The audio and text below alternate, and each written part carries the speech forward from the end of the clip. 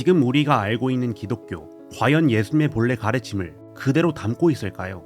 아니면 생전에 예수님을 만난 적도 없는 바울이라는 사람에 의해 변질된 바울교일까요? 혹시 성경에 없는 도마복음이라는 고대 문서가 진짜 예수님의 모습을 더 잘 보여주는 건 아닐까요? 도울 김용옥 선생님이 작성한 저서 예수님의 육성 도마복음은 바로 이런 도발적인 질문들로 시작합니다. 이 책 읽어보신 분들은 아시겠지만 흡입력이 대단합니다. 특히 한국교회 배타성이나 맹목적인 모습을 비판하는 대목은 꽤나 날카롭습니다. 많은 분들이 이 책을 읽으며 그 지적에 공감하곤 하죠. 하지만 이 책에는 치명적인 함정이 하나 있습니다. 탁월한 사회적 통찰 사이에 이미 학계에서 논파되었거나 검증되지 않은 역사적 주장들이 마치 정설인 것처럼 섞여 있다는 점입니다. 진실과 오류가 정교하게 섞여 있어서 자칫하면 팩트와 주장을 구분하기가 쉽지 않죠. 이 책은 도마복음이 왜 사복음서보다 더 신뢰할 만한 진짜 예수의 육성인지 그 신학적 근거를 먼저 깔아두고 그 논리를 바탕으로 도마복음 114개의 구절을 하나하나 해설해 나가는 구조로 되어 있습니다. 저자는 그 거대한 논증의 첫 단추를 우리가 몸 담고 있는 한국 기독교 현실에 대한 비판으로 끼웁니다. 도글 선생님이 보기에 지금의 한국 교회는 병들었습니다. 배타적이고 비지성적이며 지나치게 사회적 갈등을 유발하는 악순환의 고리에 갇혔다는 것이죠. 그는 이 병의 근본 원인은 잘못된 신학에서 찾습니다. 바로 인간을 스스로는 아무것도 할 수 없는 무력한 죄인으로 규정하고 외부의 신에게 구원을 비는 서구의 대속 신앙이 우리를 정신적 노예로 만들었다는 겁니다. 그래서 도울은 처방을 내립니다. 죄인이라는 서구의 굴레를 벗어 던지고 우리 동양의 유교나 도교 사상처럼 스스로 마음을 닦는 수양과 성실의 종교로 나아가야 한다는 말이죠. 그래야만 한국교회가 이 병폐에서 벗어날 수 있다는 논리입니다. 한국교회의 현실에 대한 진단 자체는 일리가 있습니다. 하지만 그 원인 분석과 처방은 완전히 번지수를 잘못 찾았습니다. 우리가 먼저 기억해야 할 것은 진리는 지역 특산물이 아닙니다. 문화적 취향의 문제가 아니라 객관적 사실의 문제입니다. 예를 들어 이슬람교는 꾸란을 통해 예수는 십자가에서 죽지 않았다고 주장합니다. 반면 기독교는 예수가 십자가에서 죽고 부활했다는 역사적 사실 위에 서 있습니다. 논리적으로 이 두 주장은 동시에 참이 될 수 없습니다. 사실이면 지구 반대편에서도 사실이고 거짓이면 어디에서도 거짓입니다. 도울 선생님은 우리 정서에 맞는 진리를 찾자고 하지만 우리가 찾아야 할 것은 문화와 국경을 초월한 변하지 않는 사실입니다. 그리고 도울은 한국교회의 권위주의가 바울 신학 때문이라고 하지만 사회학적으로 보면 정반대입니다. 목회자의 제왕적 권위는 유교적 가부 장제의 투영이고 맹목적인 기복 신앙은 우리 내면의 샤머니즘이 교회라는 간판을 달고 나온 것에 가깝습니다. 도울 선생님은 우리 문화가 만든 병폐를 억울하게도 복음의 탓으로 돌리고 있는 셈입니다. 사회학적인 오해는 그렇다 칩시다. 그런데 도울 선생님의 비판은 여기서 멈추지 않습니다. 그는 이 모든 문제의 원흉으로 기독교의 설계자 사도 바울을 지목합니다. 기독교가 병든 이유는 애초에 바울이 만든 가짜 종교이기 때문이라는 거죠. 도울 선생님은 신약 성경의 순서를 지적하며 공격을 시작합니다. 복음서보다 바울의 편지들이 먼저 쓰였다는 점을 강조하죠. 그의 주장에 따르면 바울은 인간 예수를 본 적도 없고 그의 실제 삶에는 관심도 없었습니다. 오직 십자가와 부활 그리고 재림이라는 추상적인 신학 프레임만 짰다는 겁니다. 그러다 1세기 때 재림이 곧 바로 안 이루어지니까 나중에 마가복음 같은 이야기들이 그 공백을 채우려 나왔다는 것이죠. 즉 우리가 믿는 기독교는 예수의 가르침이 아니라 바울의 창작품이라는 주장입니다. 하지만 직접 보지 못했으니 가짜다라는 논리는 역사학의 기본 원칙을 무시하는 겁니다. 이해를 돕기 위해 미국의 초기 대통령 조지 워싱턴과 역사가 제러드 스팍스의 관계로 예로 들어보죠. 역사가 제러드 스팍스는 조지 워싱턴을 살아서 만난 적이 없습니다. 하지만 그가 쓴 전기는 역사로 인정받습니다. 왜냐하면 그가 워싱턴의 조카인 부시로드 워싱턴 그리고 건국의 아버지 토마스 제퍼슨 같은 최측근들을 직접 찾아가 인터뷰하고 자료를 철저히 검증받았기 때문입니다. 바울도 마찬가지였습니다. 그는 십자가 현장에는 없었지만 갈라디아서 1장과 2장을 보면 그는 예수님의 수세자 베드로 그리고 예수님의 친동생 야고보와 예루살렘에서 15년간 먹고 자며 깊이 교제했습니다. 그들은 바울이 전하는 복음을 듣고 그들이 전한 것과 다르지 않다고 판단하며 그를 인정하고 친교의 악수를 했습니다. 바울은 혼자 상상해서 종교를 만든 게 아니라 예수님의 최측근들과 끊임없이 소통하며 팩트 체크를 마친 상태였습니다. 결정적으로 바울이 인용한 고린도전서 15장의 부활의 신앙 고백이 있습니다.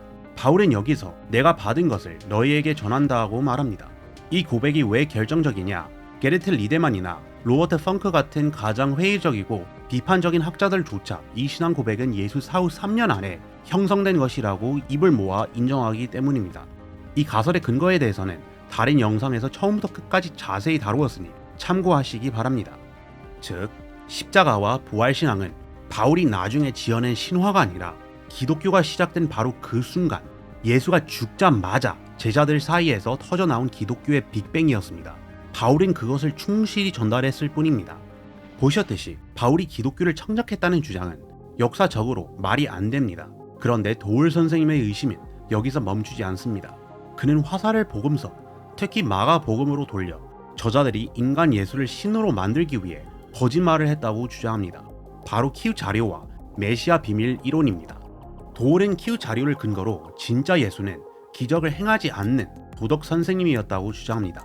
그리고 나중에 마가복음 저자가 이 인간 예수를 신적인 존재로 포장하려다 보니 예수가 생전에는 자신이 메시아임을 숨겼다는 설정을 억지로 집어넣었다는 것이죠.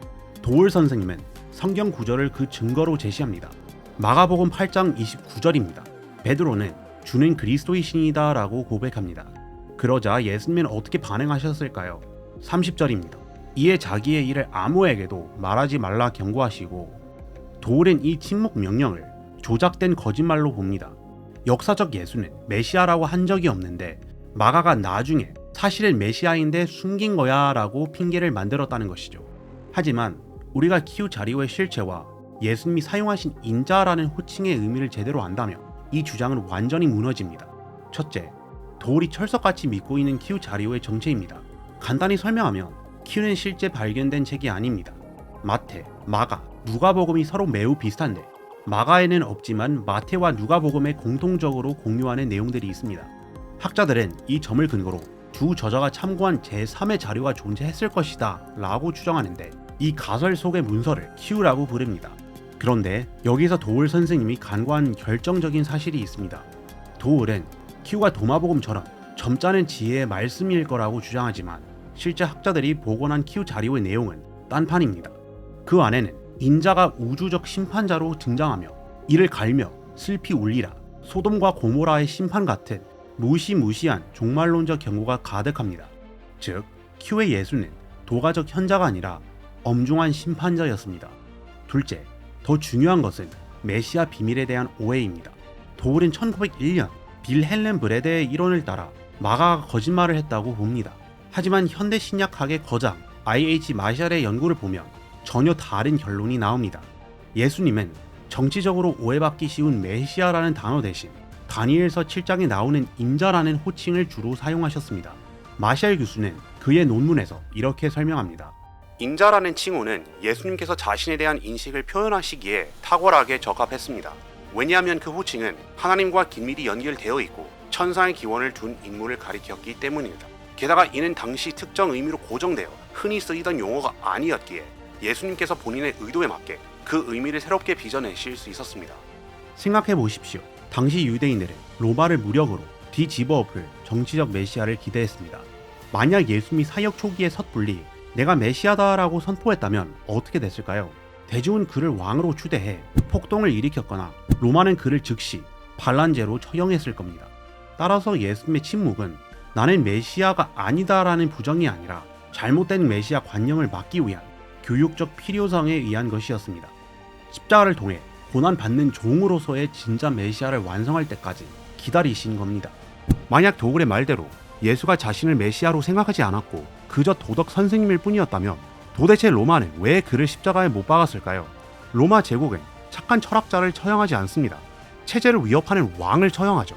십자가 처형 자체는 예수가 자신을 단순한 선생 이상으로 주장했다는 가장 확실한 역사적 증거입니다. 이렇게 키우 자료나 메시아 비밀 이론도 사실 팩트라기보단 낡은 가설에 불과합니다. 그럼 여기서 의문이 듭니다. 바울도 가짜고 복음서도 조작됐다면 도대체 도울 선생님이 말하는 진짜 예수는 어디에 있는 걸까요?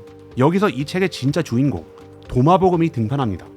도울의 도마복음이 AD 50년에 쓰인 바울에게 오염되지 않은 가장 순수한 진짜 복음서라고 확신합니다. 그는 도마복음이 2세기 영지주의 문서라는 학계의 주류 의견을 거부합니다. 대신 이것은 유교의 논어처럼 예수님의 순수한 지혜의 말씀만을 모아놓은 어록이며 사복음서보다 앞선 기독교의 원형이라고 주장하죠. 하지만 텍스트를 정밀하게 분석해보면 1세기 유대 땅이 아니라 훨씬 후대인 2세기 시리아의 냄새가 진하게 납니다. 1945년 나그 한 마리 발견 이후 많은 학자들은 도마복음이 마가와 마태복음보다 나중에 쓰인 누가복음을 우선적으로 참조하고 심지어 2세기 문헌인 디아테소논을 단어 하나하나까지 그대로 차용했다는 점을 근거로 도마복음이 2세기 후반부에 작성되었을 것으로 추정하고 있습니다. 도마복음이 위경인 4가지 이유를 다른 영상에서 구체적으로 설명한 바 있습니다. 즉, 도마복음은 AD 50년의 오리지널이 아니라 2세기 영지주의자들이 이미 완성된 복음서들을 입맛대로 편집한 2차 저작물일 가능성이 훨씬 높습니다. 설령 도울 선생님의 주장대로 AD 50년 작성서를 받아들인다 해도 결론은 바뀌지 않습니다. 그보다 최소 15년이나 앞선 고린도 전서 15장의 부활 신조가 버티고 있기 때문입니다. 어느 쪽으로 보나 지혜자 예수보다 부활한 메시아 신앙이 훨씬 더 먼저 존재했다는 사실엔 변함이 없습니다. 결국 도마복음은 1세기의 진짜가 아니라 2세기의 팬픽일 가능성이 높다는 게 학계의 정설입니다.